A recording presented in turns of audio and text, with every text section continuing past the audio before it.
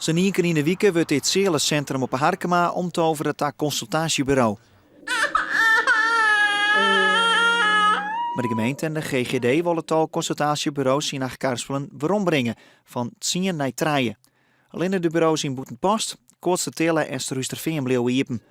Dat betekent dat Harrekieten met jonge band naar Ruisterveen moeten, 3 kilometer verderop. Nou, hier zullen maar stukjes wat rijden ben.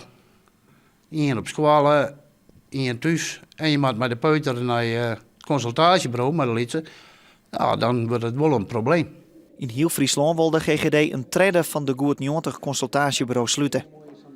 Plaatselijk belang de Harkema is, liek als in de Orendwarp in de gemeente, een handtekenactie begon. Soort inwoners staan achter de actie. Nou, dat maakt net. Dat ging echt van reizen. Ik vind het slaat nergens op. Nou, er zijn altijd jonge moeders die nou met de kinderen dan helemaal daarheen moeten. Dus dat vind ik niet zo kloppen. Nee. Maar het is maar 3 kilometer toch? Jawel, maar als je jonge kinderen hebt, is het toch een heel gedoe. Nou, dat vind ik schande.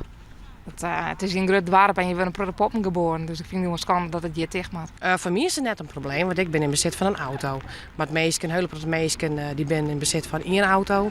En waarvan een partner aan het werk is, ja, dan is het een probleem. Mijn baby kan je net op fiets. In de eerste plek vinden we dat het eigenlijk bloemen moet. En dat we net met dit punt in binnen van de gemeente.